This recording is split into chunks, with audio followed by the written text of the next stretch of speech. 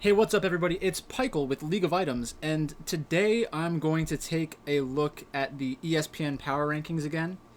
Last time that I took a look at these, it was pretty horrible. Uh, so I'm coming into this a little skeptical, um, but I think I should probably explain why I think it's important when um, basically a brand like ESPN decides to start putting some resources into esports, and I just want to like explain to everybody why that should matter. So I'm in my late 20s. I'm 28 years old, and growing up, I would watch ESPN every single day. I would wake up at either 6 or 7 o'clock, watch Dragon Ball Z, watch Pokemon, and watch SportsCenter. I think anybody who's familiar with me and has seen any of the videos on my channel can see that I was heavily influenced by SportsCenter. My esports center is an homage to my esports center is an homage to SportsCenter because I genuinely love what they have done and what they used to be. Like being able to wake up and listen to these guys talk about sports, guys and girls talk about sports, and have like amazing highlight packages and funny jokes and like all these other kinds of things was amazing to me. Sports are so important to me. Esports are so important to me. Uh, and I think especially now in a time like coronavirus land, we all can genuinely appreciate sports for what they really are. So that's first and foremost. Like I respect ESPN, right? But I cannot respect the rankings that they've put out so far or the way that their quote unquote analysts and writers talk about League of Legends. I know that some of them have been around in the industry for a long time, but just because somebody has been around in a young industry doesn't mean that they have any credibility whatsoever to the public at large. Like, so when you're taking supposed experts and putting them on a stage like ESPN, you're basically saying indisputably that they are some kind of expert. And I know that ESPN has had other quote unquote experts that know absolutely nothing about sports, and like people freak out that they're like given airtime and stuff like that. So maybe this is just one of those cases, and hopefully in the long run we'll have people who are more knowledgeable, or at least honest, because these rankings are the rankings from last week were horrible, absolutely horrible. So in this video, I'm going to take a look at their rankings of teams right now, compare it to last week's rankings, and then I'll probably do a little bit of investigative work, like to try to see why teams are going back and forth. And like I expect them to change their mind from time to time, but I want to see uh, how quick they are to change their mind, because that's the sign of somebody who is just reacting to what happened recently, and that's not an opinion that you should take very seriously. Things should be based on talent, in my opinion. And without any further ado, let's get into it. So first up, the worst team in the world, Immortals. Since since this time, since the first one came out, the first rankings came out, they fired their general manager and they fired their coach. But they did manage to get their first victory of the year. So I understand leaving them at the bottom of the table. I think that they're horrible. I have no problems. I have no problems with that. Let me switch. Mine shouldn't really change that much, but I'll do mine afterwards. So Immortals is in last. Fine. Good for you. You have managed to be in last place for a second week in a row. Maybe if they get a couple more victories, people will say like, "Oh, look, they're actually not a horrible team. They're still a horrible team, still a horrible organization." Xmithy, Apollo, and Hakuho are three players who do have a lot of LCS experience. I think Xmithy is the best out of those three, and if Immortals is successful, it's going to be mostly because of Xmithy. I know that a lot of people are going to want to give a ton of credit to Alorim and Insanity because they're the younger players, and it's like, oh, look at this new NA talent. But in reality, I mean, I think you could tell, even based off of Team Liquid, how much of an impact Xmithy had on their winning chances over the past few years. So Immortals last place still fine. Now we're on to, in their rankings, Schalke. So since the last time we had these rankings, Schalke has moved down 2 spots. So let's get up the Gamepedia. This is probably just good to have up so that I can like fact check myself. And just as a reminder, these are the 4 quote-unquote major regions, when in reality there's only 2 major regions. LPL and LCK are the 2 major regions. Europe would be 3rd, and then NA is 4th. Last week, Schalke...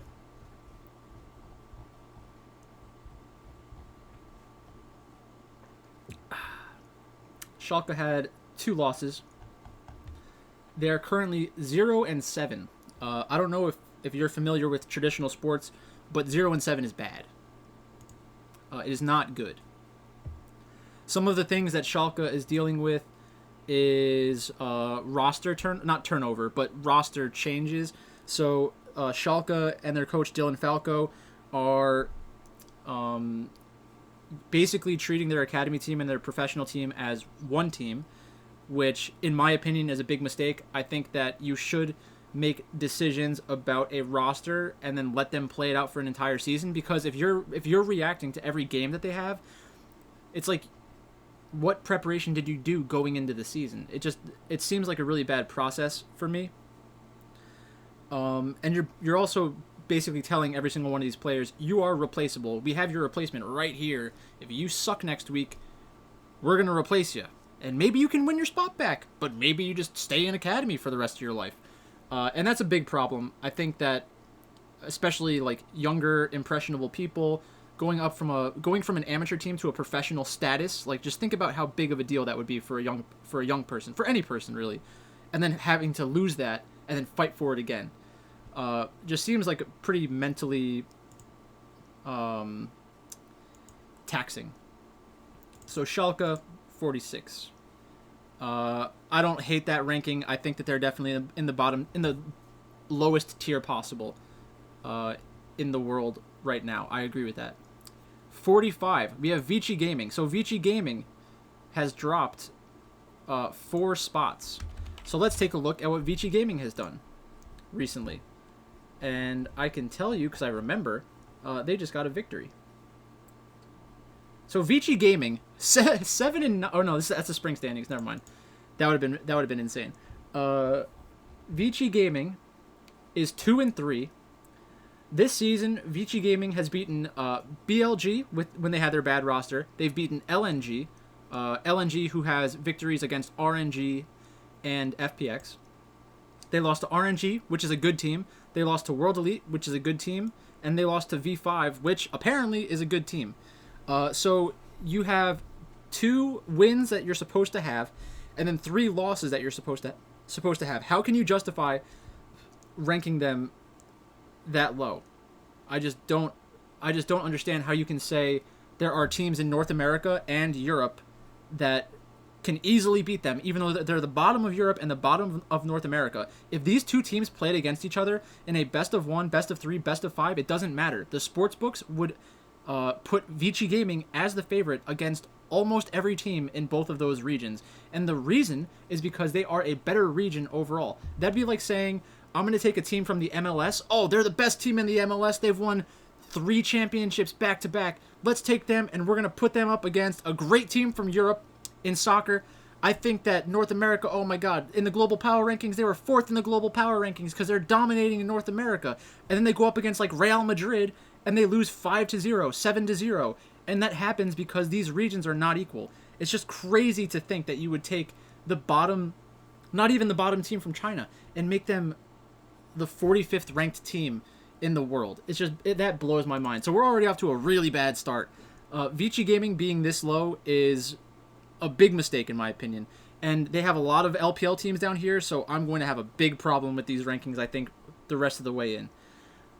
Rogue Warriors. So Rogue Warriors, since their last time down here, played against JDG and managed to take a game off of them. So JDG, someone who I haven't looked at all of the rankings yet, but I'm sure they have them as like a top 10 or top 15 team in China right now. You have Rogue Warriors taking a game off of them, and you have, again, teams from North America, teams from Europe that are higher rated than them. It just blows my mind. Like, there's no traditional sport where this would be a thing. Oh God, it's just so mind-blowing. So that's what just doesn't make any sense. Since the last time we got these rankings, we had Rogue Warriors losing 2-1, losing 2-0 to World Elite. World Elite, again, a good team.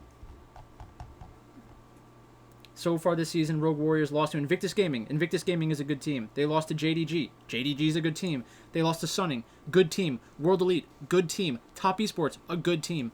What do you expect these players to do? If they are the worst team in China, let's just say that's a given, that Rogue Warriors is the worst team in China. They may or may not be. Let's just say that they are. Losing to 5 of the 6 or 7 best teams in China, how is that going to change your opinion of Rogue Warriors? That makes no sense. It just makes no sense.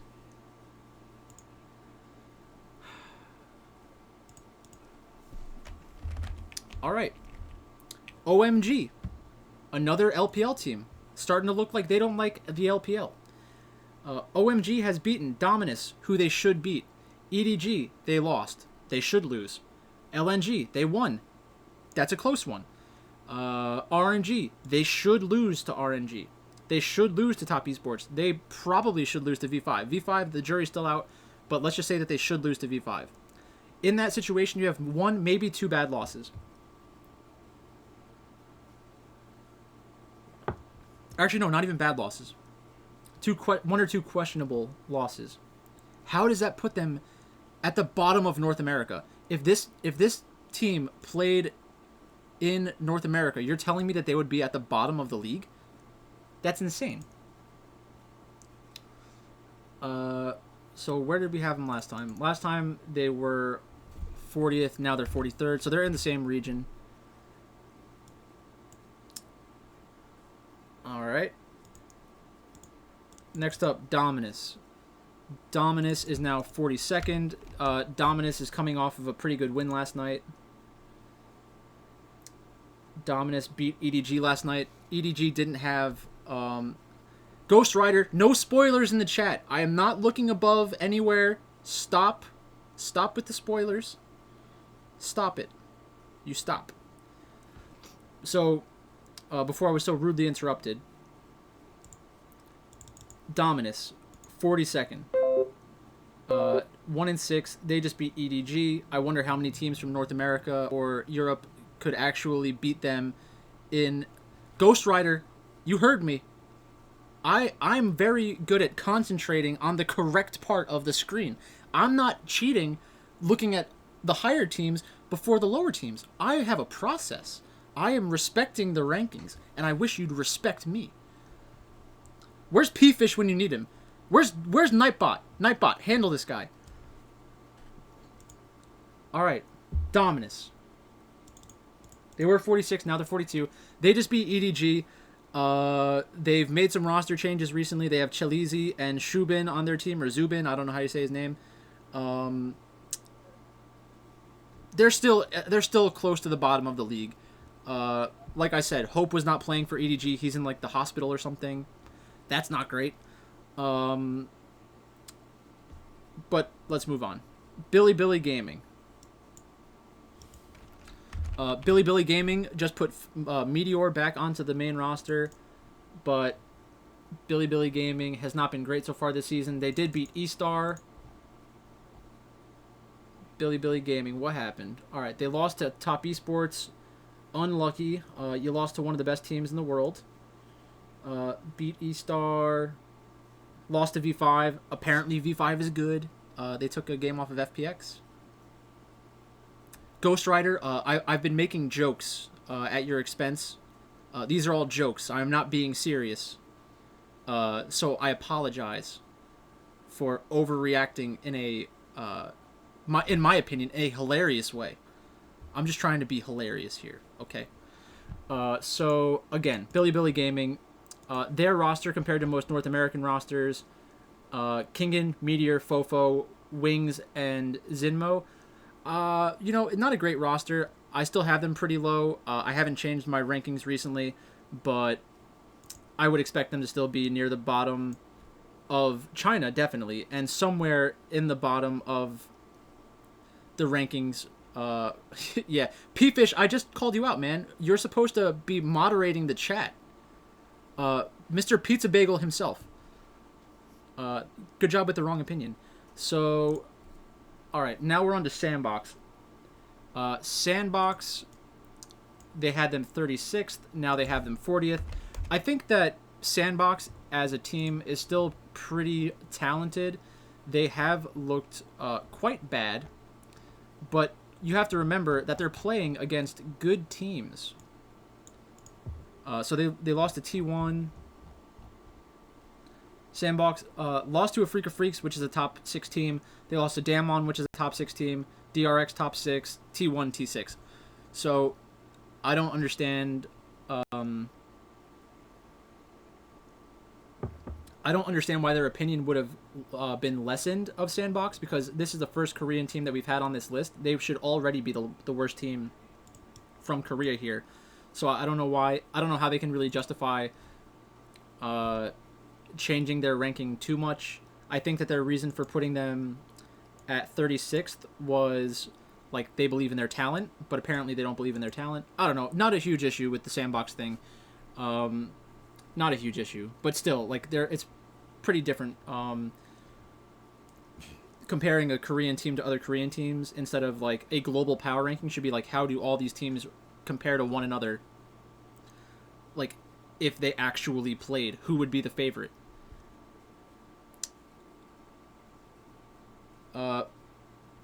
P-Fish, you probably want to go to Trader Joe's later. I'm going to finish this power rankings video, and then we'll reassess what's going on. We'll reassess it later, okay? Actually, no, we could put together a Twitter poll, and then you give your opinion on whether you should do it now or later. I'll take the opposite side, and then I'll win another Twitter poll. So you let me know if you want to do it that way or if you just want to stick around. But that's up to you. Hanwha Life. Hanwha Life now is 39th. That's another team that I believe in the talent of Viper and Lehens. If you took Viper and Lehens and put them up against literally any bot lane in North America or Europe, they would be at least 50-50, if not favored, in every single matchup in North America and in Europe. If I worked at a sports book, those are the odds that I would offer. I would probably adjust them a little bit, knowing that the public would be on North America or Europe sometimes, because they are. I don't want to use any words that are too negative or too mean, but they're bad at thinking. I'll say it that way. Next up, XL Esports. XL is a pretty bad team, just in general, in my opinion. Bad team relative to almost anything. They beat Schalke. Good job. You beat the second worst team in the world. P-Fish, if you spoil these rankings again, we're going to have an issue. Ghost Rider, please explain to P-Fish what happens to people who spoil the rankings.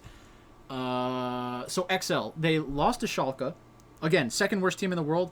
That's not great. You don't want to lose to the second worst team in the world. Lost to Fnatic. Or they don't. You don't want to.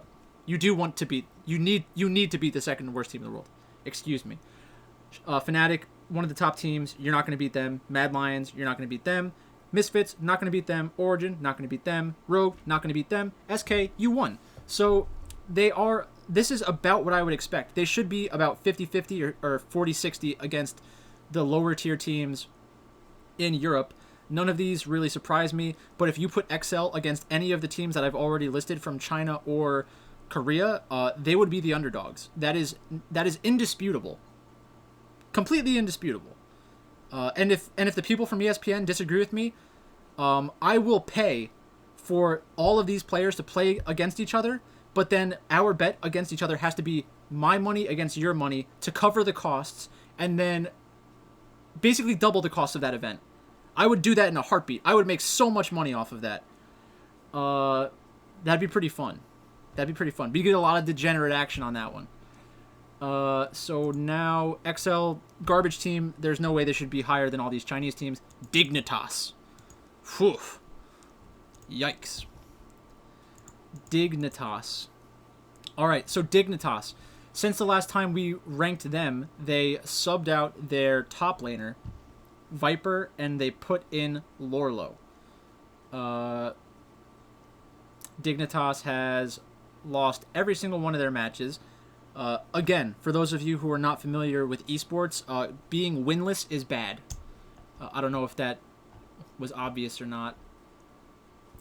Since the last time they did a ranking, they lost to Team Liquid and they lost to Evil Geniuses. They should have lost both of those. Dignitas in my last rankings was the second worst team in the world. Since the last time they did their rankings, they increased Dignitas' spot. You cannot get relegated anymore. That is true. How does Dignitas go from 45th?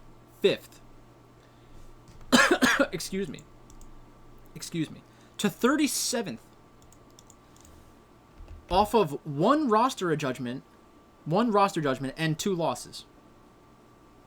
I'm a Cutie Pie is not walking through those doors. Skara not walking through those doors.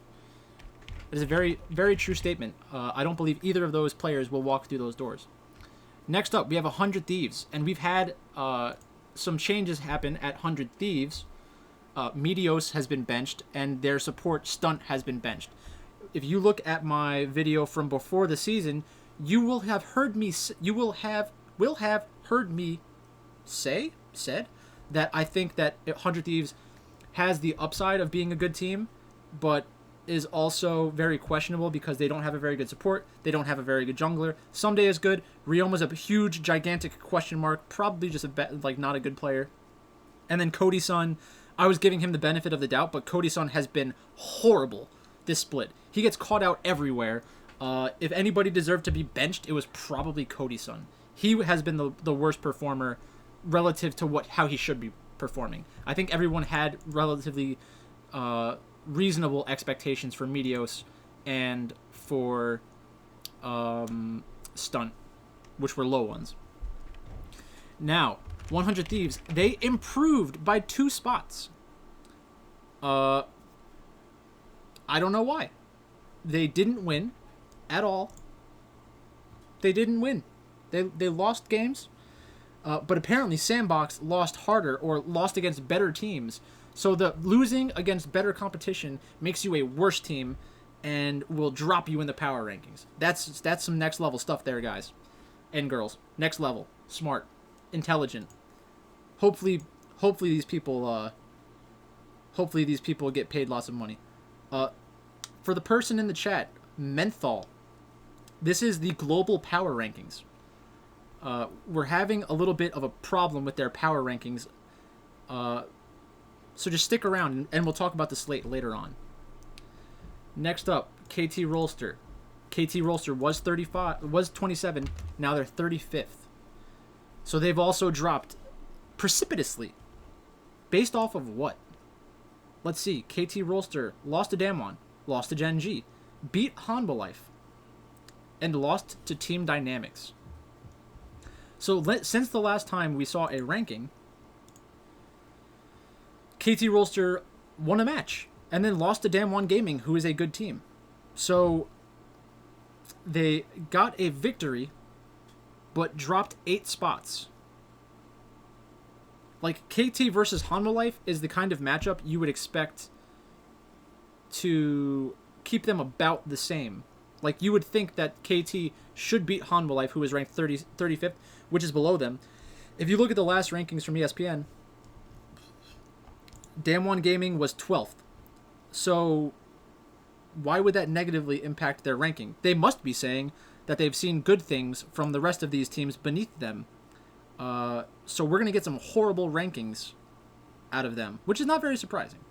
I'm not surprised by that. It's just I don't understand their methodology, which is probably just my fault because they most likely don't have a methodology.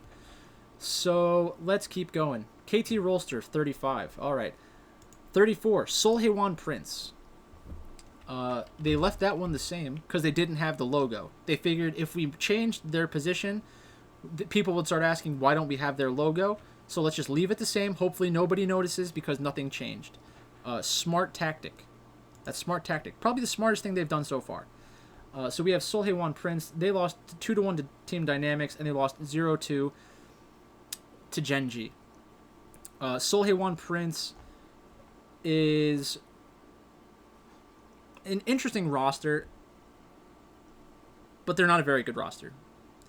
Ixu is fun to listen to. I don't know if you've seen any of the highlights of how much he screams during the game. That's pretty fun. Flawless, not a very good jungler. Really weird hair. That's a negative in my book.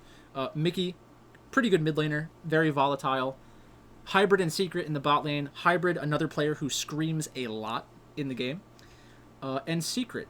So I think talent-wise, the thing is, the people at ESPN probably have a low opinion of Mickey because he has appeared in North America and either North America and Europe, right? I think he's played in both regions, and he didn't do that well because he was on bad teams.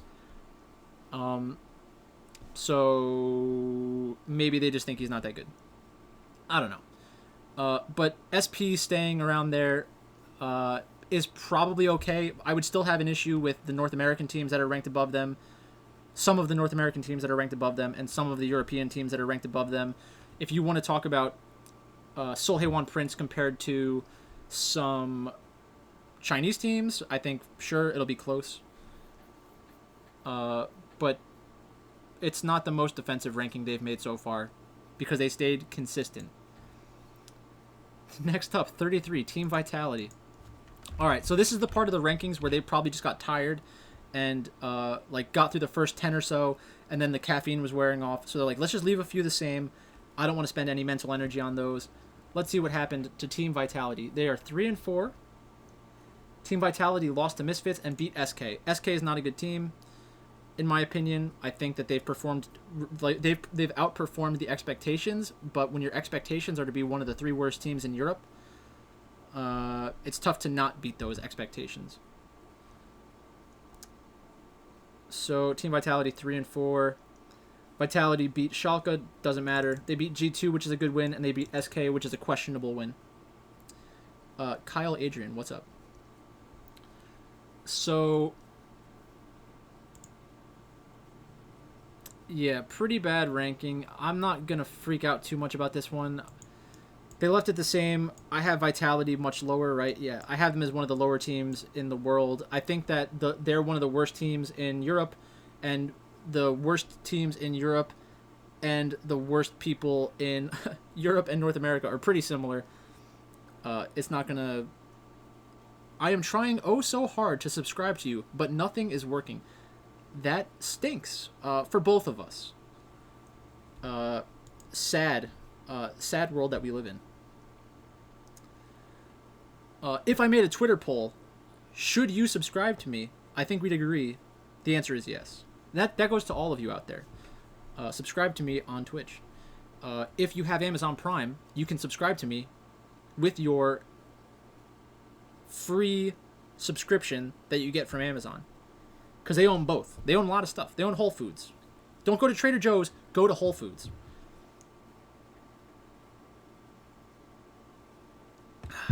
Jeff Bezos, send me pesos.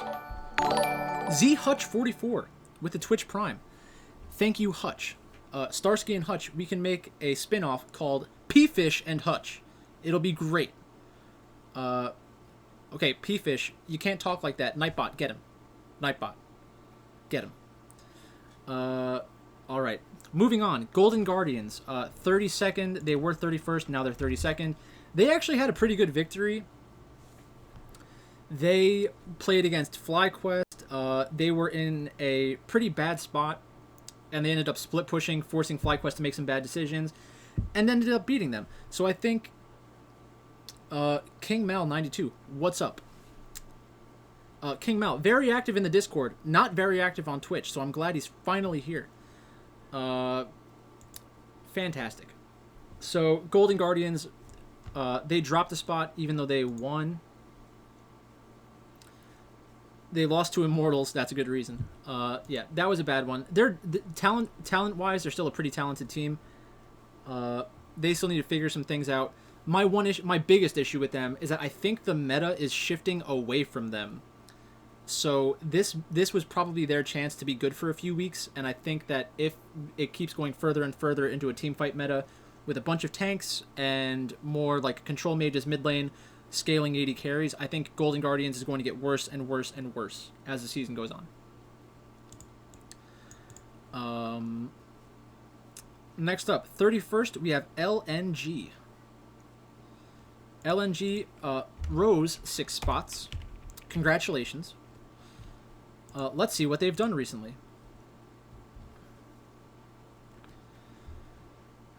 LNG lost to OMG and lost to Vici Gaming.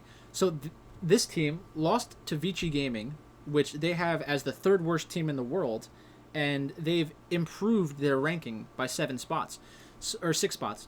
So I would like to applaud ESPN for their consistency in how they view these teams. This is not confusing at all. Anybody who watches traditional sports, you know that if you go 0-2 against pretty bad competition, you're going up. You're going straight to the top in the power rankings. That's how power rankings work. Everyone knows this. Great. Good. Fantastic. So LNG, they did bring back Flandre. Maybe these people love Flandre. Bad news, Flandre's on the bench again. So I'm sure that next time they'll just drop LNG like 10 spots and be like, listen guys and girls, sorry, but Flandre, we actually thought Flandre was the savior for LNG, but he's gone again. Bad luck for them. Shenlong17 has been okay. He's an AP mage top laner. Well, like Vladimir, Mordekaiser, Silas. Which is okay in certain matchups, but it's very bad in other matchups. Especially when the other player can play the same champions as him, just better. That's bad. You don't want to be in that spot. But let's keep on moving. E-Star dropped a few spots as well. So let's go back down to E-Star.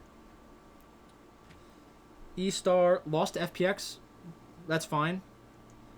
They lost to RNG. That's fine. Beat LNG.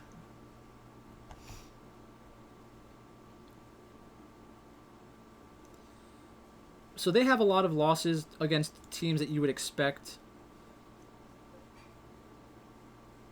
Lost to RNG, lost to LGD, lost to FPX, lost to Billy Billy Gaming. So the loss to Billy Billy Gaming is pretty bad, especially when they're significantly lower than you. But it's not going to significantly impact their ranking from the last time that they played. So I guess dropping 2 spots when you lose to teams that are better than you, at least they didn't put them up higher. You got to look at that silver lining. Next up, SK Gaming. Everyone's favorite European powerhouse, SK Gaming. So let's take a look at where SK Gaming is right now. SK Gaming is 4-3. They actually did have a couple more semi-impressive victories. They lost to XL, which that's a bad loss. That's a bad loss. And that happened... that did not happen this week. That happened last week? Yeah, they lost to XL last week. I forget when the first one was released, actually.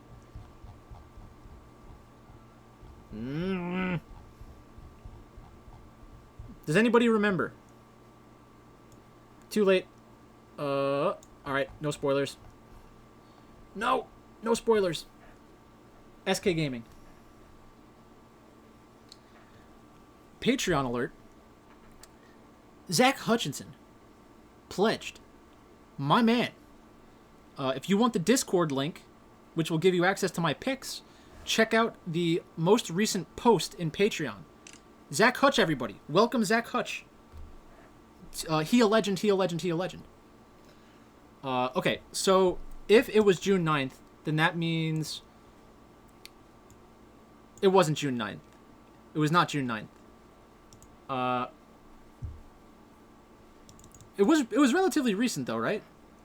So yeah, that's not good. That doesn't make much sense. Losing to XL, they have XL ranked the 38th.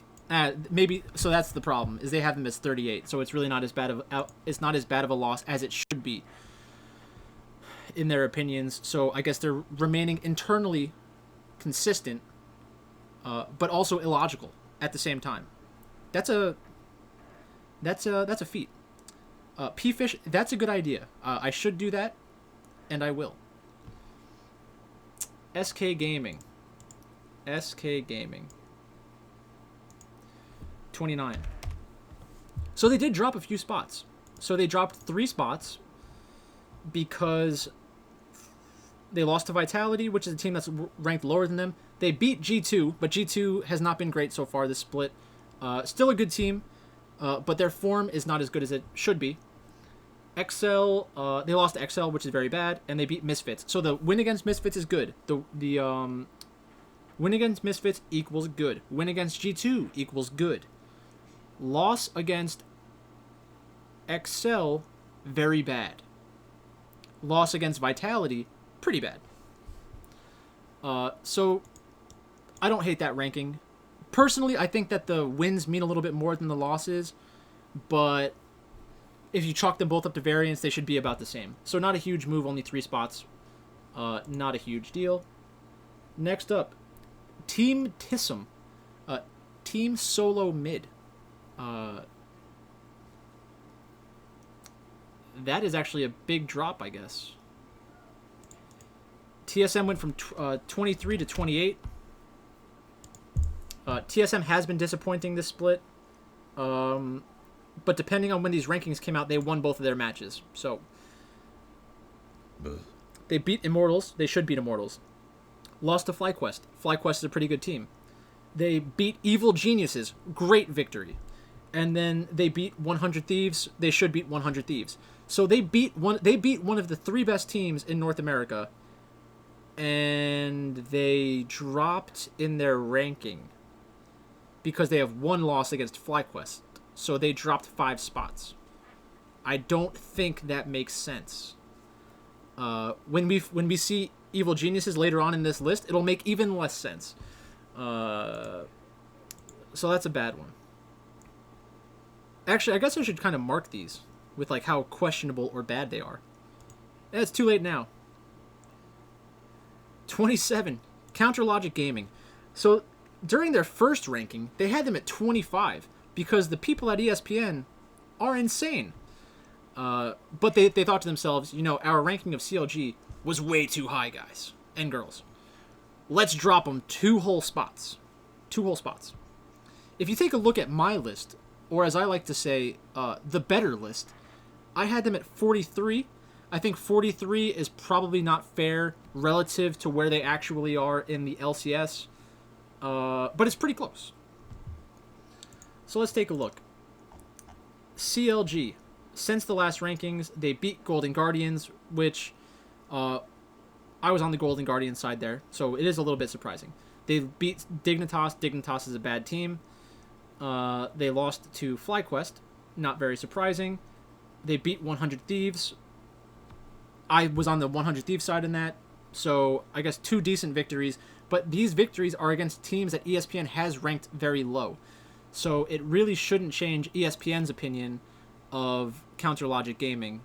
And I guess that's part of the reason why they dropped 2 spots. So I don't hate that change at all. I think that it's getting closer to where they deserve to be, which is somewhere in the low 30s in terms of like global power ranking. Like this is a global power ranking. They should be lower than a lot of these teams from China. But that's fine. Next up, we have Misfits. So Misfits went from 32nd to 26th. Misfits going in the right direction. I had Misfits at 29 last time. So they're trying to be they're trying to be better. They're trying to be more like me, which is good. Good for you as ESPN. You're trending in the right direction, but you overshot the mark a little bit. Misfits is a good team. I think they're really like a solid middle of the team table in Europe, and they will have a chance to compete in the playoffs. If they went to the semifinals or the finals, I wouldn't be shocked because they have pretty good talent. My issue with their ranking is their ranking relative to Chinese teams and Korean teams, not relative to North America. But I don't hate that ranking. I think Misfits, based off of the other stuff that they've ranked, I think that it's about where they belong. Sunning, 25. Everybody on this channel knows that I am a Sunning supporter. Sunning beat Dominus, which is not surprising. They should beat Dominus. They played a lot in the early part of the season, so they beat Dominus, beat Rogue Warriors, which may not have been included in their last power ranking, and then lost to EDG, which may not have been in their last power ranking. So this loss looks worse now, but EDG is a good team. They had hope, the player, not the feeling or emotion. Is hope an emotion? Probably, right? So yeah, don't hate this spot. I think Sunning is a little bit better than their ranking right here. I had them much higher, but for ESPN, this isn't a horrible ranking. Next up, Fnatic. If Fnatic played against Sunning, that would actually be a pretty good matchup. If Fnatic played against FlyQuest, I think Fnatic would win that match. So now we're having issues between North America and Europe. And I don't really care that much about that. Fnatic, oh my god. Oh my god. ESPN, what are you doing?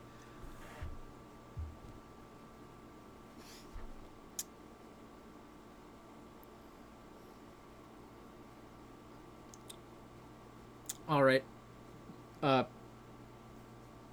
So Fnatic was the 8th best team in the world.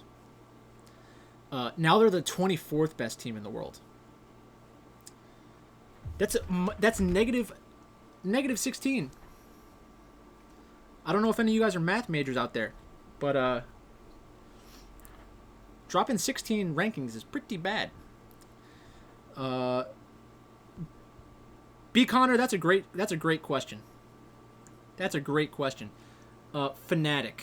Some people say Fnatic. That'd be incorrect. It's Fnatic. So let's see what they did. They lost to Mad Lions. Mad Lions has been playing well this year. Well, yeah, they've been playing well this year. That's technically correct. Fnatic lost to Origin. Not a horrible loss because they're a pretty good team. Yes, P-Fish, you're correct. Fnatic against Rogue. Rogue's an okay team. I think Fnatic should have beat them, but it happens. And they lost to G2. So Fnatic have lost 4 matches in a row. I understand the knocking them down in their rankings, but going from 8th to 24th seems pretty extreme. But if you're going to move them down, this is the time to do it. So they made a tough decision to change Fnatic's ranking, which was way too high to begin with, if we're being honest. So this might actually be accurate, like more accurate to their actual power ranking in the world right now.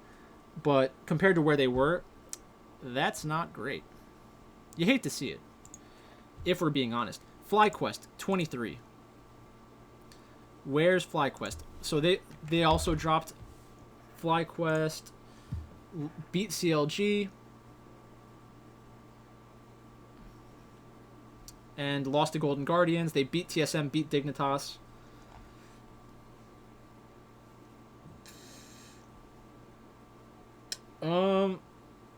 Yeah, so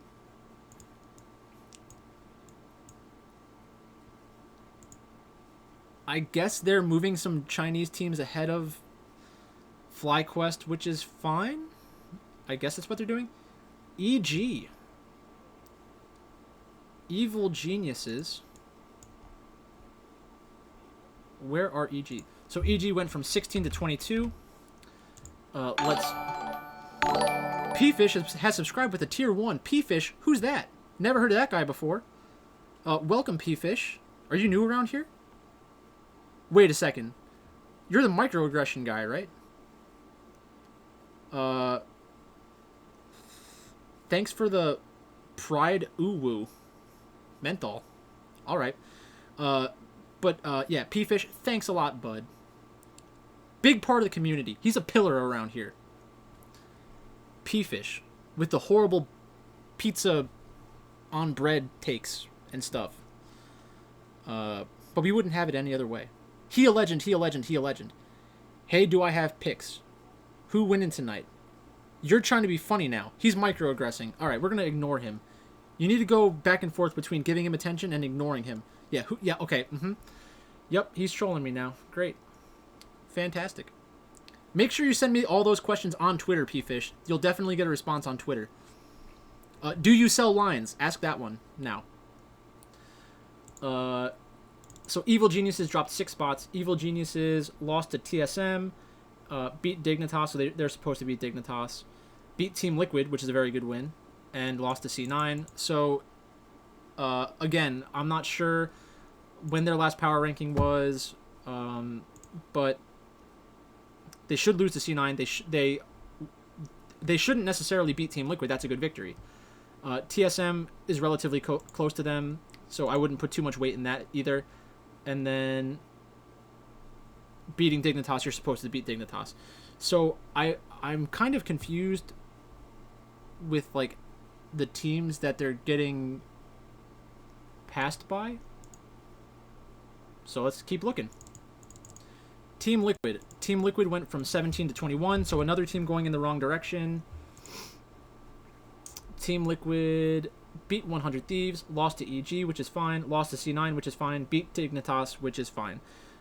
So I don't know why they're dropping. I guess there are some other teams that are moving ahead of them. So Dynamics, V5, World Elite, LGD, Origin, all these teams are passing Team Liquid tonight. Tonight. I guess tonight's fine. Interesting. I agree with some of those. Not going to spend too much time on that one. Team World Elite is going from 22nd to 20th. I think this is still too low for World Elite. I think relative to the other teams in the world right now, I think that China has a lot of strong teams that are specifically good on this meta, on this patch. Yeah, okay, so this is very important. Final Hour asked, do you like Coke or Pepsi? P-Fish said, Coke, which is the correct answer. So, congratulations, P-Fish. You finally got one right. Here's a funny story. I digress. During my first class in college, after I transferred, we were doing icebreakers, and the teacher was asking everyone to give a tidbit about them that helps explain who they are. And some people were like, my name is Cassandra, and I like reading. Other people said, my name's Jeff. I play basketball. Pikel, being the Pikel that he is, said, hi, my name is Michael. I used to be addicted to Coke. And I didn't realize what I said until I said it. So I said, hi, my name is Michael. I used to be addicted to Coke. The entire room went silent. Everyone turns and looks at me and is probably thinking to themselves, why is this guy taking this opportunity to admit that he was addicted to cocaine during his first class in college? And I immediately blurted out, I meant Coca-Cola, because I was addicted to Coca-Cola for, during high school. It was pretty bad. Caffeine addiction. Not good. What do you mean an old Pikel Coke story? What are you talking about? All right. Back on task. 19, Origin. Origin was 19 before. They're 19 again. I think it's too high in general, just like Pikel on Coke, but we're gonna move past that one. V5. Losing my voice. V5 moved up 18 spots, and I think that's probably a good change for the rankings, because they've done a lot since the last time that they've released rankings. So V5 was a fun team to root for. They've got some great names on their team. They are the big dick bot lane. They've got Samdi. They've got the PP God. They've got Wee Wee. They've got Fire in My Laser. Pew pew. Great names. Great names. But you need to be more than just names. You need to have some victories. And they've given us some victories. They beat Vici Gaming. That was the first step. Good job. Then they beat RNG. That was very good. Beating RNG was very good. And then they lost to FPX 2-1. But that's a good loss because they still managed to win one of the games, and they kept the other two relatively close. Menthol, that's how it ended. I said, I've made a mistake. I did not mean cocaine, the drug. I meant Coca-Cola. Please accept my apology and don't think I'm a psychopath. But then I continued to be a psychopath for the rest of the semester. So then people thought, okay, I think he was actually on coke and then was trying to backtrack and then is actually a cokehead. But I'm not, and I never was, and I never will be. Fingers crossed. Anyone who has problems with drugs and is watching this right now, I'm sorry. I did not mean to trigger you, but here we are. Right now I'm jacked up on caffeine. I had a coffee. I'm sorry. Not sorry. V5. Moving on up. Completely fine with that. Now we have LGD. They went from 21 to 17. That's another team moving in the right direction. They're a part of my very interesting teams that I like a lot, and had big differences between where they were ranked and where I thought they deserved to be ranked. Because this is an important tier for dark horses and contenders and stuff like that.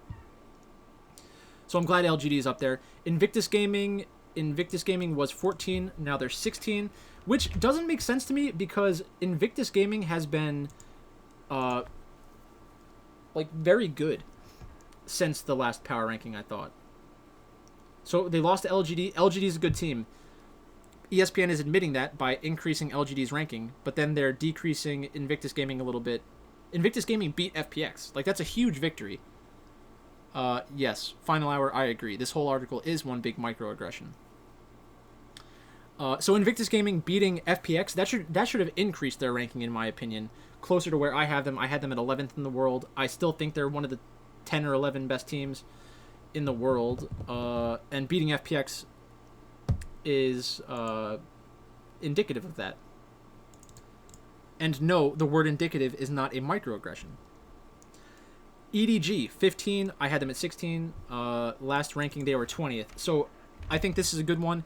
EDG, when you're looking back at this time period, you're going to say, okay, EDG had a bad loss against DMO, but they didn't have their starting AD carry. That is important. I know that I talk about the interchangeability of players and how it's not that crazy to go from one to another because they're all playing the same game. But in terms of talent, Hope is a much better player than BBD, right? BBD, BDD, one of those. But let's keep on going. Team Dynamics is at 14 now. So I think I'm not that big on Team Dynamics, but they have had some good victories. So they lost to a Freak of Freaks, which I expected. They beat Hanwha Life, they beat KT, and they beat Solhaewon Prince. So beating Solhaewon Prince is good. Losing to a Freak of Freaks is understandable. And then Hanwha Life and KT are... they're honestly good wins relative to what expectations were going into the season. I'm happy that Team Dynamics is ranked very high because that means I can just bet against them for the rest of the season. I think that this ranking is too high for them, but they are in that... Team Dynamics is worse than a Freak of Freaks, worse than T1, worse than Gen G, worse than Damwon Gaming, worse than DRX. So they do deserve to be the 6th highest ranked team right now in Korea based off of performance. But I think in terms of talent, I still think KT Rolster can give them a run for their money. I think SP is pretty close to them, and I think Hanwha Life is going to be much better as time goes on. Not much better than Team Dynamics, just much better than what they've been so far. All right, now we're getting to the top of the list. Let's see how horrible these rankings get. 13, Damwon Gaming. Damn Daniel. So Damwon Gaming, in their last ranking, was 12th. Now they're 13th. Not a huge deal. Afrika Freaks was 15th, now they're 12th. So let's take a look. Afrika Freaks lost to DRX, lost to T1.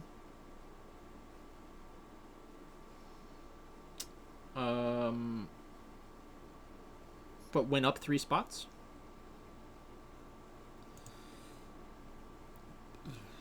Beat Sandbox, beat Team Dynamics. I'm thinking that it was after their... I'm thinking like the 20th was after their last one.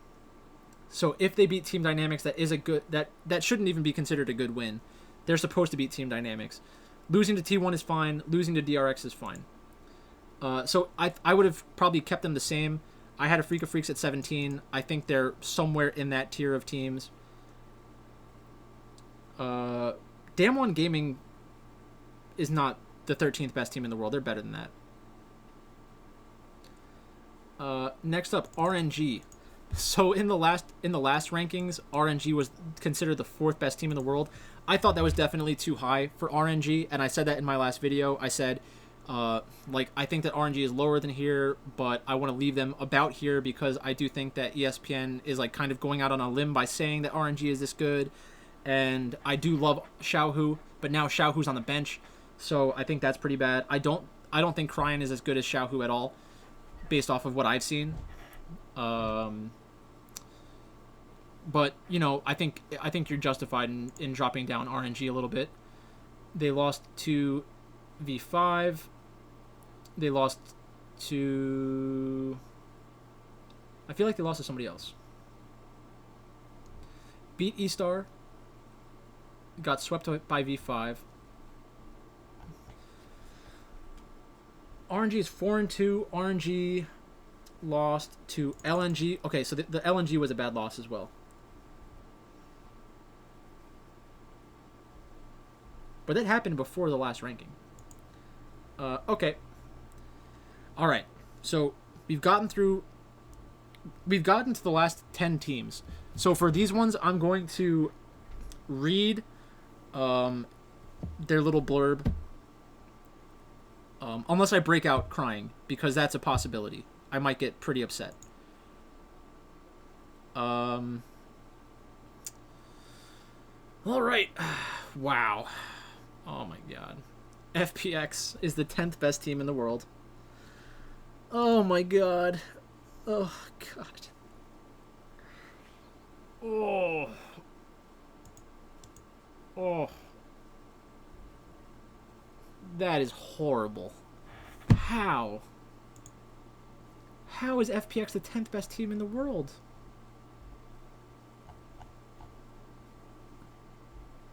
They're 4-2. They beat Billy Gaming, they're supposed to. They beat E-Star, they're supposed to. They lost to Invictus Gaming. Invictus Gaming is a good team. They lost to LNG. That's a horrible loss. They beat World Elite. Good victory. And they beat V5. Good victory. Just 10th place. I mean, they're the 2nd or 3rd best team in China. How are they going to be 10th? Like, when we go to Worlds this year, as long as FPX makes Worlds, everyone's going to say FPX is here to defend their title. Chinese juggernauts. Blah blah blah. Garbage. Narrative. Like when it incentivizes them, they're going to say all these dumb things about FPX to try to hype them up, when in reality, they're already a top 3 or 4 team in the world right now. Like, I don't understand. If I asked these people, like, if these two teams played, if Cloud9 is ranked ahead of them, all right? If Cloud9 played FPX, who would be the favorite? I want every single one of their writers to tell me who would be favored in that matchup. If they honestly think that C9 is better than FPX, then maybe this is the CS:GO rankings or something, and I just clicked on the wrong page. Maybe this isn't Fun Plus Phoenix. It's probably not fun. This is probably not a League of Legends ranking. This is probably my mistake. Let's just check League of Legends Global Power Rankings June 29th. Okay, wrong. I was wrong. Unfortunate. Here we are. Fun Plus Phoenix are back? Question mark. Fun plus Phoenix are back, question mark. They didn't move their ranking.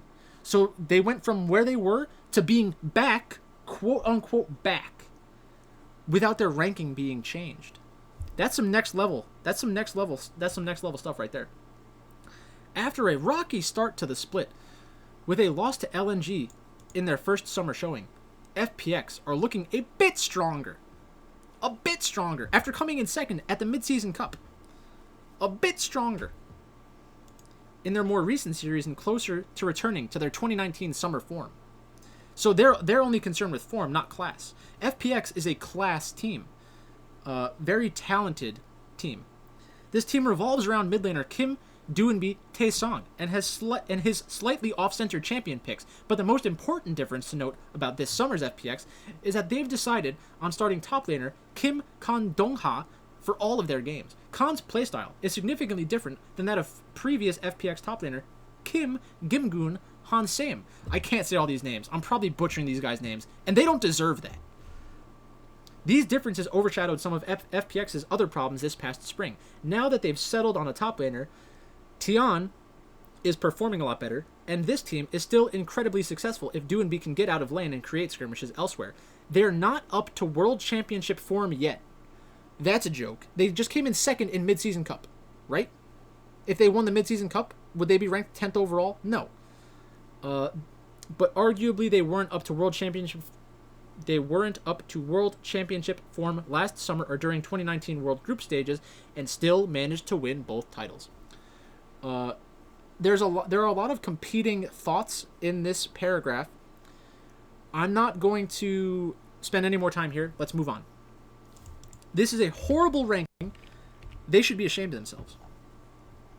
Moving on. Another blurb by Emily Rand. JDG. Last week, we talked about how the LPL standings are frequently suspect until at least the middle of the split, due to the large amount of teams and the fact that some play more games at the beginning of the split rather than the end. Additionally, some teams end up playing the entirety of the bottom of the standings before facing a top-tier opponent to balance things out. JDG had an easy week this past week, and honestly, despite their 2-0 performance, there's a strong argument based on their play for dropping them a spot or 2 or 4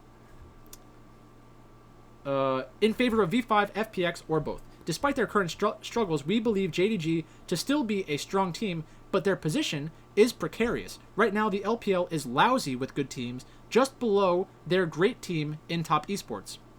In the coming week, JDG will face Invictus Gaming and Team World Elite, which should give us a better idea of where they truly stand. This is nonsense.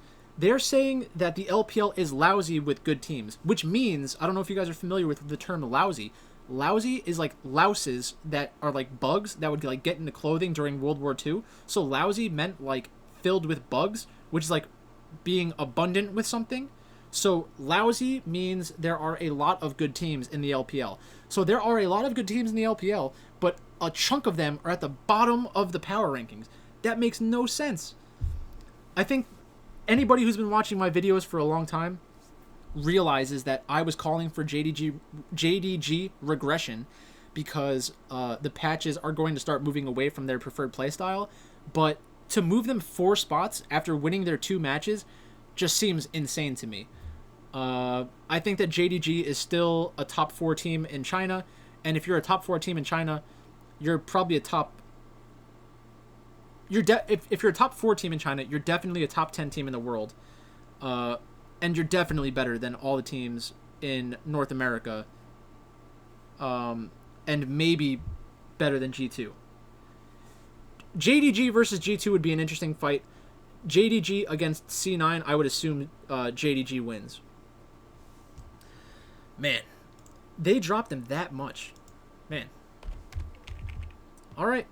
Maybe they hate the JDG bandwagon as much as I do. All right. Now we have Rogue. Are you kidding me? Oh my god. So this is just them like loving ESPN way too much, or loving Europe way too much. So Rogue has beaten XL, beat Schalke, they beat Fnatic, which is a good win. Lost to G2, which is fine. Lost to Mad Lions, which is fine. beat Misfits, which is fine, and beat Vitality.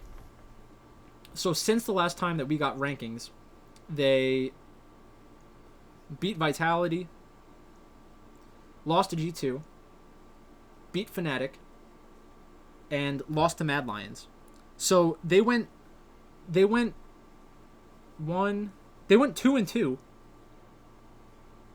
Lost to G2, beat Fnatic. Fnatic dropped. Where's Fnatic ranked right now? Fnatic went from 8th to 24th.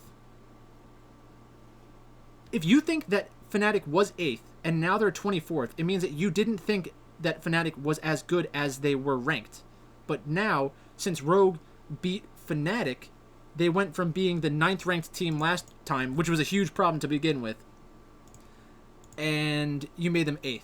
If anything, losing Fnatic out of the top 10 should mean that you should downgrade your opinion of Europe as a whole, in my opinion. That's insane. Rogue's big Week 3 win over Fnatic knocked them up a spot. This is a professional writer, by the way. Knock them up a spot. Have you ever heard anyone in the universe say the phrase knock them up and not be talking about a pregnancy?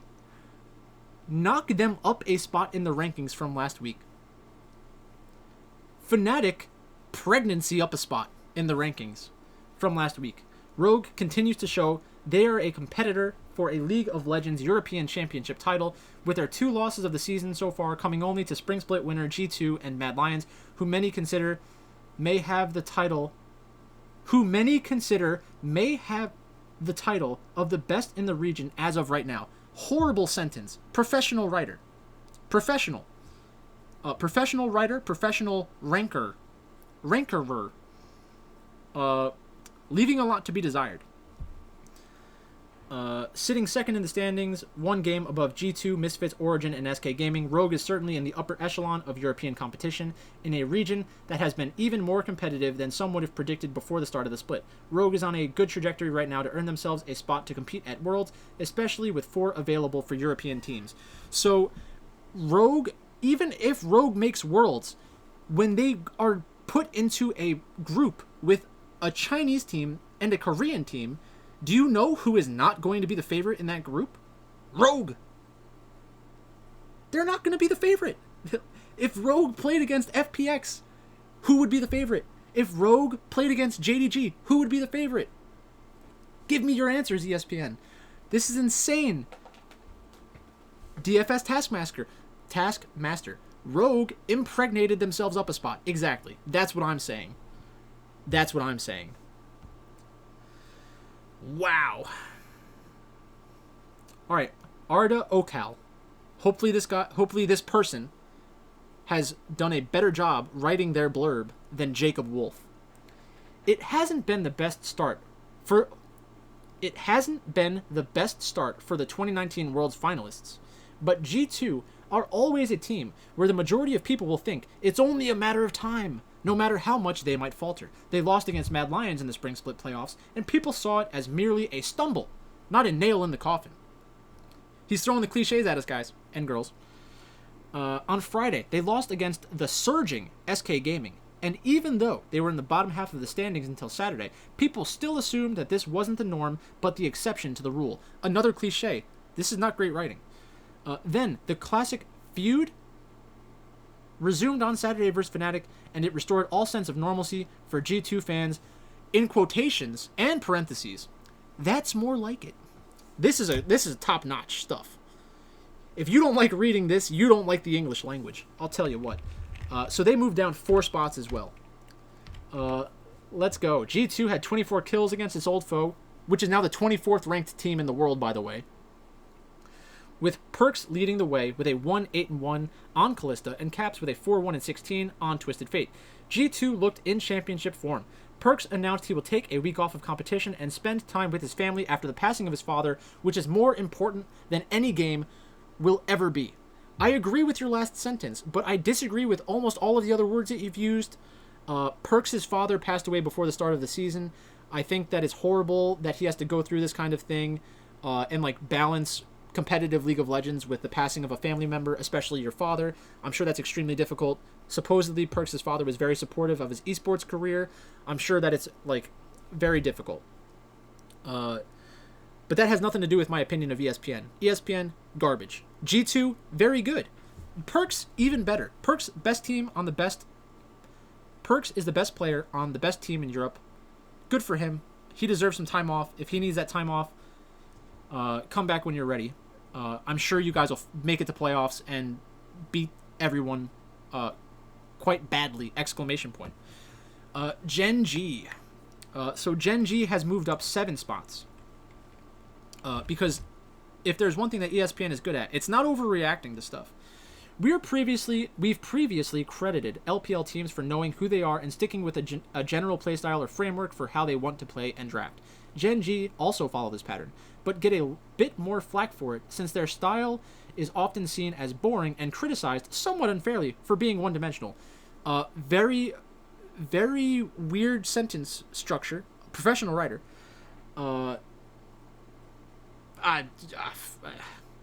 Grammar. Gen G came out strong this week with a variety of different picks against both Damwon Gaming, who are looking much improved from spring, and Solhewan Prince, who Gen G stomped.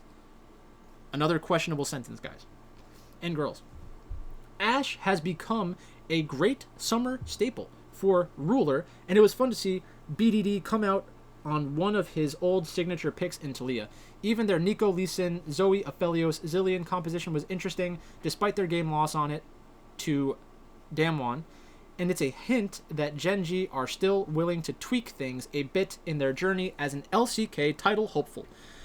My main problem with Gen G is that they continuously beat bad teams, but they don't necessarily show up against good teams. Gen G beat Damwon Gaming, but like based off of their spring split, they should have beaten Damwon Gaming. Personally, I think Damwon Gaming is a better team than Gen G in the long run. I think that they have a higher upside. But Gen G and Damwon Gaming, if you want to swap spots, I don't really care very much.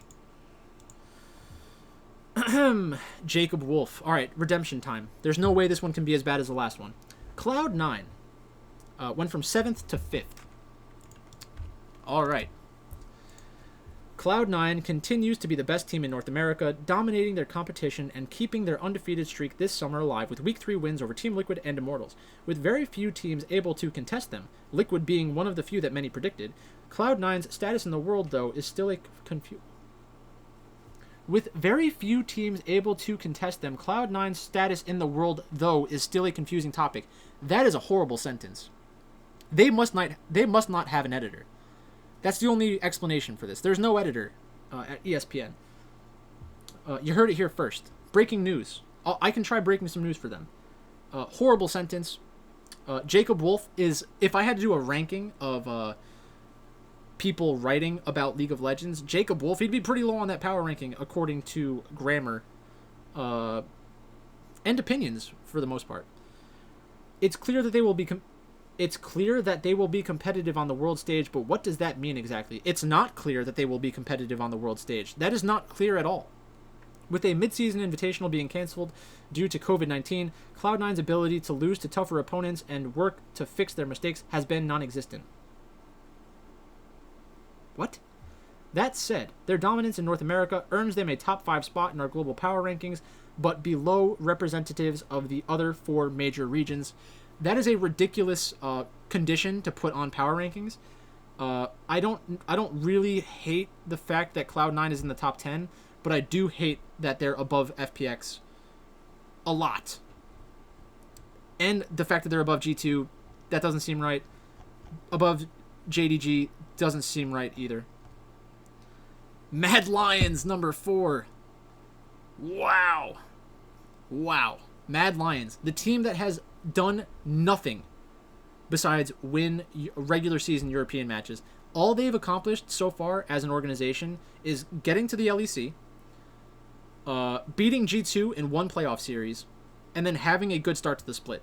Let's see who they've beaten before I read this garbage paragraph, because I can just tell it's going to be horrible. Mad Lions beat Rogue. No one cares. Rogue is so high in the rankings. That's the only reason they can justify this. They beat Origin, pretty good victory. Mad Lions beat XL, beat Fnatic, lost to G2, beat Origin, beat Rogue, beat SK, beat Vitality. So they do have a bunch of good victories in the regular season, in best of ones. But I still can't say that they're better than G2. I can't say they're better than FPX, the reigning world champions. I can't say they're better than JDG. I can barely say they're better than Cloud9. Cloud9 has a larger body of work to point to and be like, look at us, we've done stuff before. Mad Lions, this is all just pure speculation. So Arda Okal. Who predicted this? Well, not me. Why would I predict them being the 4th in the world? That just seems horrible. Well, other than people who work for Mad Lions, of course. Many said they would be good. But this good? Very impressive. 6-1 start. Alone atop the LEC standings. Victories over Origin, Fnatic, I did that backwards, Vitality, and Rogue, with their lone loss being to G2, the team they defeated in the playoffs to send them to the losers bracket in spring, which didn't stop them. They still won the spring split because G2 is a better team than Mad Lions. It was another impressive weekend for the young, scrappy team, defeating Origin on Friday and convincingly dispatching Rogue on Saturday. This team looks to be in a form that could certainly qualify for and compete at Worlds. I'm not doubting their ability to qualify, but to say that they can compete with these other teams in the group stage and in the knockout stage when they're playing best of 3s and best of 5s, they've only won one good series, and that was against G2. They've lost to all of their other competition in the extended format. If the LEC was playing best of 3s like China and Korea, I don't think that Mad Lions would have beaten Fnatic and Origin and Rogue and all these other teams. I just don't think that's going to happen. Also, they have not played like a young and scrappy team. They've actually been pretty intelligent with how they approach the game.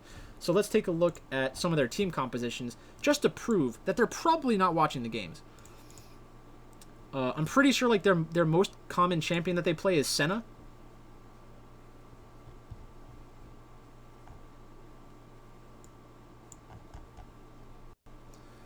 They've played 1, 2, 3 games of Senna in the summer.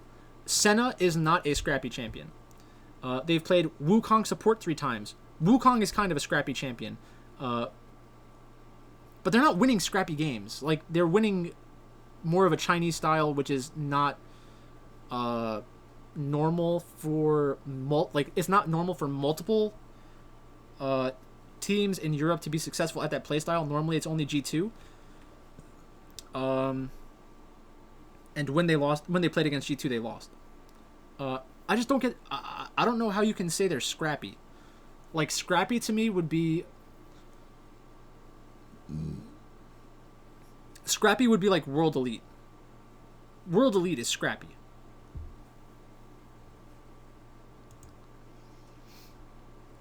Alright, moving on. I still can't believe that. 10, 4... Alright, number 3, T1. They've been knocked down. Both T1 and DragonX, or DRX as they're called now, are equally strong and equally messy. Neither team is messy. These are 2 teams that are in the first stages of their summer iterations, and we fully expect that they'll only improve from here, with one of them pulling ahead of the other. We fully expect that they'll only improve from here, with one of them pulling ahead of the other. Is that not inevitable? One of them has to win the spring split, right? One of them has to finish higher than the other in the spring split. Wouldn't that mean that one is going to pull ahead of the other one? That seems like it should be everyone's opinion, not just this one writer. Although if they all work at ESPN, maybe they disagree on that. Maybe they think, oh, well, you can come in second and come in third, but still tie. Which you can't. They also played the same opponents this past week with varying but also very similar results. If it were possible, they would be tied for second place, since each of them have had a few rough patches in their series. T1's more against Afrika than Sandbox, and DragonX is more against Sandbox than Afrika, but both had 2-0 weeks. The only reason why T1 is slightly below DRX is actually due to the fact that DRX bested T1 in their Week 1 meeting. The most interesting thing to come out of T1's games in LCK Week 2 was moving toward jungler Elim over Cuz. T1 has always had an excellent farm training system, and Elim looks like no exception to this tradition. Cuz and mid laner Faker Their synergy in the spring was a T1 highlight, so it will be interesting to see how Elim further develops with the squad. Elim played a few games last split as well, so they were trying him out. I think that it's more of like a motivation factor for Cuz, because last time Elim came in, supplanted Cuz took back his spot. And I think that'll happen again. So I agree. I think T1's one of the top 3 teams in the world. They're definitely top 5. I'll say that. DRX. Former Griffin and current DragonX coach Kim CVMAX Deho is known for his innovative drafting style, which is also widely recognized as a double-edged sword that hurts his team sometimes as much as it helps. One of the more fun matches in the LCK this past week was when they beat a Freak of Freaks with Karma, Morgana, and Braum to highlight Deft. Which is true. It was a very interesting team composition. It worked, while DRX's execution sometimes leaves a bit to be desired. This is a lineup that can be incredibly creative and fun to watch. I agree with that. DRX, good team, probably a top 5 team. I still think T1 is better than them, though. And the best team in the world is Top Esports. Not surprised here. Top Esports remain undefeated, and definitively, Top Esports remain undefeated, and definitively the best team in the world right now. So, this is the first sentence that most people will read in their article. And their sentence that they chose to offer up first in the rankings is Top Esports remain undefeated and definitively the best team in the world right now. That's a bad sentence. Edward Gaming did make them bleed in Game 1 of their series. That game was close and could have been a Top Esports victory with a few minute changes in decision-making. In fact, credit where credit is due. What? EDG made the series fairly close throughout despite the... EDG made the series close. EDG made the series fairly close, throughout... No. EDG made the series fairly close throughout, despite the Top Esports 2-1 win. You really don't need to have the match score in there. You need an editor. You guys need an editor. And girls need an editor. When we talk about the best team in the world, we're not looking for a team that's infallible. No League of Legends team is, by the way. But a team strong enough to adjust, rely on their players, and win against all ranges of opponents and challenges. Right now, it doesn't look like anyone in the LPL can take out Top Esports quite yet. Pay for an editor. Hey Mo. Alright. So let's listen to how they rank, because I didn't even bother to read this before. We had our panelists and writers submit a ranking of numbers 1 through 10 for each team, with 10 being the most likely to make it to Worlds that given week, and 1 being the least likely. We then averaged the scores to create our initial list and looked at the team's schedules, wins, losses, and overall performance for the week. That seems like a pretty crazy way to do a ranking. Alright. So, pretty horrible rankings. Yeah, it's pretty confusing. Garbage rankings, I think we can all agree. ESPN, a few pieces of advice. Proofread your work, and then have an editor look at it. Because if you want to be taken seriously, you don't want your writers putting out blurbs that are filled with grammatical errors, shoddy sentence construction, and just having it be poor content, because that's really what it is right now. Pretty bad. That took a long time, 1 hour and 23 minutes. P-Fish has to go to Trader Joe's. I can't do this all day. So I'm gonna end this video now. Thanks for sticking with me. I know it's tough looking at these kinds of rankings that obviously make no sense and make the entire league community question the credibility of ESPN as a whole. But like I said, I care about ESPN. I think that ESPN has been amazing for so long, and I'd hate to see their esports department be complete trash. So get an editor. Good luck. Thanks everyone for watching. I may stream a little bit more, but for this video, all I've got to say is if you want access to my picks and you want to help support the channel, please check out my Patreon. Once you join Patreon, which is $10 a month, you get access to Discord, which gives you all of my picks, and it gives you a sheet every time I create a sheet for personal use, which is almost every big slate. Also, consider subscribing to my Twitch channel with your free Amazon subscription, if you have Amazon Prime. And otherwise, just thanks for the support. But I'm losing my voice, so this video is donezo. Talk to you later.